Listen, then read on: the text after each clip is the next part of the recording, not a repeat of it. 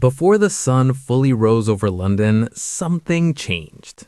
The gates of Buckingham Palace stood still in the pale morning light, but behind them, history was quietly unfolding. A short statement, carefully worded, emotionally restrained, was released to the world. Within minutes, phones buzzed, televisions interrupted their programming, and social media fell into an unusual silence. This was not routine royal news. This was something deeper. When King Charles III addressed the nation, there was a noticeable weight in his voice, the kind that cannot be rehearsed. It wasn't just a monarch speaking. It was a father, a leader, a man carrying the burden of both crown and family. Across Britain, people paused mid-conversation. In offices, cafe counters, living rooms, and train stations, the same question echoed. What happens now? The royal family has always symbolized continuity, a steady presence through wars, celebrations, crises, and change. But this announcement felt different. It touched something personal. It reminded millions that behind royal titles are human hearts capable of heartbreak.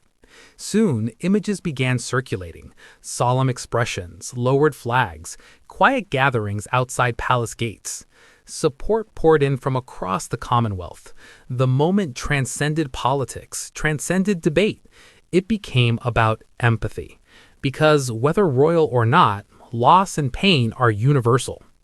And as the words of the palace statement settled into the public consciousness, one thing became clear. This was more than news. It was a turning point, one that would shape not only the future of the monarchy, but the emotional memory of a nation. In the early hours of a quiet London morning, the world awoke to words no one was prepared to read. From the gates of Buckingham Palace, a carefully worded but deeply emotional statement was released, one that would ripple far beyond the palace walls and into the hearts of millions across Britain and the Commonwealth. The announcement did not arrive with dramatic flair. It came with the restrained dignity the monarchy has always tried to uphold. Yet behind the formal tone, there was unmistakable pain. A chapter of royal life, steady, familiar, reassuring, had suddenly shifted. For many, the royal family is more than ceremony. It represents continuity in a fast-changing world. So when King Charles III addressed the nation with visible emotion, people sensed the weight of the moment. His words were not only institutional, they were personal. They carried the heaviness of a father, a husband, and a man who has spent a lifetime preparing to carry responsibility during times of national uncertainty. Across the United Kingdom, flags were lowered. Newsrooms went quiet. Social media, often loud and divided, became unexpectedly unified in sympathy. In homes, cafes, offices, and schools, people paused to absorb what had happened. Some remembered similar moments from the past, when the monarchy stood at the center of collective grief. The statement acknowledged difficulty. It spoke of resilience. It asked for privacy, and it thanked the public for their unwavering support. Though details were limited, the tone alone told the story. This was not routine news. It was a moment of profound emotional significance. The royal family has long walked the delicate line between public service and private feeling. While tradition demands composure, humanity cannot be hidden entirely. Observers noted the subtle changes, the slower pace of engagements, the softened expressions, the way senior royals leaned on one another during appearances. Prince William, often seen as the steady future of the monarchy, appeared visibly reflective in the days that followed. By his side, Catherine, Princess of Wales, offered quiet strength, her presence a reminder that even within centuries-old institutions, family remains at the heart of everything. Their unity became a symbol. It reassured a public searching for stability. It reminded the nation that while titles and crowns carry weight, they rest on human shoulders. Moments like this inevitably stir memory. Britain has experienced sorrow within the royal family before, times when the country stood together in mourning or uncertainty. Each era brings its own challenges, yet the emotional thread connecting them remains the same: empathy. The monarchy's endurance has always depended on its ability to reflect the public mood. In times of joy, it celebrates. In times of hardship, it stands firm. This painful announcement was no exception. Historians have often described the monarchy as a mirror. When the nation feels vulnerable, the royal family must balance transparency with tradition. It must comfort without overexposing private grief. It must lead without appearing distant. Messages from around the world. Support poured in from across the Commonwealth and beyond. Leaders expressed solidarity. Citizens left flowers outside palace gates. Letters arrived by the thousands. Handwritten notes from strangers offering prayers and encouragement. In cities from Sydney to Toronto, vigils were quietly organized. The announcement had touched millions, not because of spectacle, but because it reminded people of shared humanity.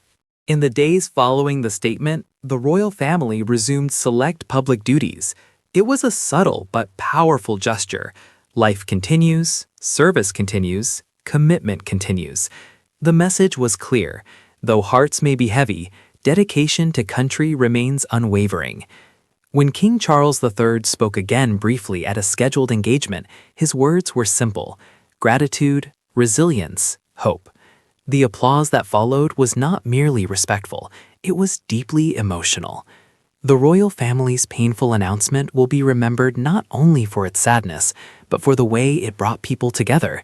It underscored a truth often overlooked, that behind crowns and ceremonies stand individuals who feel loss, uncertainty, and love just as profoundly as anyone else. History will record the official details. Headlines will analyze the constitutional implications. Commentators will debate what it means for the future of the monarchy. But for millions, the memory will be far more personal. It will be remembered as the day the nation paused, the day empathy overshadowed division, the day tradition met vulnerability. And in that shared stillness, something quietly powerful emerged, a reminder that even in pain, unity can prevail. As the days slowly passed, the noise began to fade, but the feeling did not. The headlines changed, the news cycle moved forward, yet something lingered in the hearts of millions. The royal family's painful announcement was no longer just a breaking story, it had become a shared emotional memory. Outside the gates of Buckingham Palace, the flowers did not disappear overnight. They remained, delicate symbols of compassion from strangers who felt personally touched by a moment they could not control. Notes written in careful handwriting spoke of gratitude, prayers, and solidarity. In that quiet sea of color, Britain revealed something profound. When the crown hurts, the people feel it too. For King Charles III, the weight of duty did not pause for grief. It never does. The monarchy survives because it continues, even when hearts are heavy. And yet, in his measured words and solemn expressions, the world saw something deeper than protocol. It saw humanity. The same could be said for Prince William, standing steady despite the emotional storm. There was strength in his silence. There was resolve in his presence. Beside him, Catherine, Princess of Wales, embodied quiet reassurance, a reminder that even within ancient institutions, family remains the foundation. In moments like this, the monarchy is stripped of grandeur. The carriages, the crowns, the ceremony, they fade into the background. What remains are people navigating pain under the brightest spotlight imaginable. And perhaps that is why this announcement touched so many. It reminded us that no title shields the heart from sorrow. But within sadness, there was unity. Across cities and villages, across generations and backgrounds, people stood together. Differences seemed smaller. Arguments felt less urgent. For a brief, powerful moment, empathy became the loudest voice in the country. History will record this chapter in formal language: dates, statements, constitutional implications. Analysts will debate what it means for the future of the monarchy. Commentators will dissect every detail. Yet, long after the discussions end, what will endure is something far simpler: the memory of how it felt, the stillness, the collective breath, the shared understanding that even those who wear crowns are human. And perhaps that is the true legacy of this painful announcement. Not just sorrow, but connection. not just uncertainty, but resilience. Because the story of the royal family has never only been about power or tradition. It has been about endurance through joy and heartbreak alike. And as the sun sets over London and rises again, one truth remains clear. The crown may symbolize continuity, but it is compassion that keeps it strong. And in that